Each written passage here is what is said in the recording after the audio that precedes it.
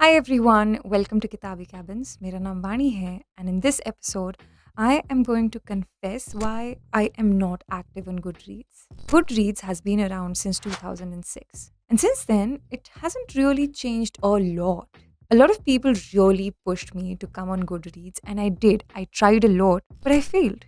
There are so many reasons why I am not able to enjoy my experience with Goodreads. And the number one reason why I am not able to do that is because the app is so slow. It almost feels very ancient. It reminds me of the times when I was in class 1 and I would be using Paint because there was nothing else. I just get frustrated if using Goodreads because it takes hours to upload a book that I'm enjoying because you can't list every book or remove every book in one go. The second reason why I do not like the platform is because anyone can review the books, which is nice. Everyone should be given an opportunity. But that means there are so many books that people have not even read and they're being reviewed by people and they're being given 1 star, 2 star rating, which is just kind of affecting the overall rating of a book. At this point, I believe Amazon rating is more reliable than Goodreads rating. And when anyone really disses a book by saying its rating is not even 4, I really feel very angry.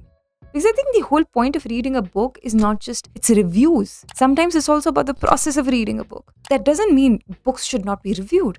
But I think Goodreads as a platform is not at all reliable when it comes to reviews or ratings. The next reason why I do not like Goodreads as a platform is rating. And it's primarily because it's so stringent. You can only give a book either 1 star, 2 star, 3 star, 4 star, or 5 stars. Nothing in between. I cannot rate a book 3.5. Most of my books end up being a 3 because sometimes I feel like they're not good enough to be 4, but they're not so bad to be 2. They don't even deserve a 3.5, but they're slightly short of 4. And sometimes it's just like, hey, the book is a 4, but not everything fits right. But it can't be a 3.9, so should it be a 3? The next problem that I have with Goodreads is the categories. They are so strict about them. They just want to limit their books to particular categories. They have to define every book and it has to cater either to classic, fiction, art, contemporary fiction. Some books are a mixture of a lot of categories. They cater to a lot of worlds. And Goodreads trying to limit books that way is just very frustrating. They've been trying to streamline these categories very historically. The next problem that I have with Goodreads is slightly superficial. I think the design is very confusing and it's very boring. I've tried to figure out the app more than 2 times and it just does not appeal to me. I think the problem with Goodreads is also there are not many strong competitors in the market. There is Storygraph, of course, which I have slowly started enjoying.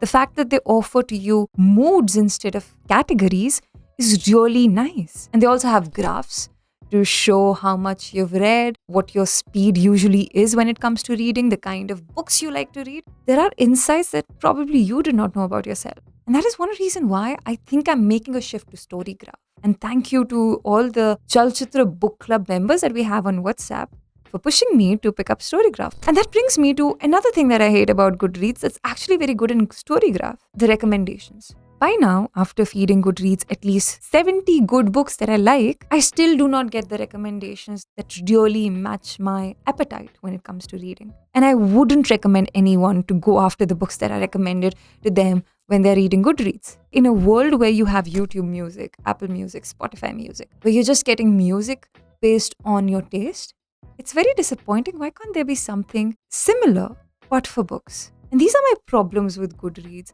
But there are a couple of alternatives that I've realized over the past few years. One of them is Storygraph. The other one is this web page by LitHub called Bookmarks. And it really brings to you the most recommended books, which I think are more or less reliable. This was my recommendation for you in this episode. I hope you can resonate with some of the reasons I listed here, the emotions I feel against Goodreads and very strongly. And if you have any convincing arguments for Goodreads, if you think I'm just being a crybaby, do let me know in the comments below. And I will surely go through them and give Goodreads another chance perhaps. But do let me know if you have any other recommendations that act as a great substitute for Goodreads. And I will be back with more recommendations for you in my next video. Until then, happy reading.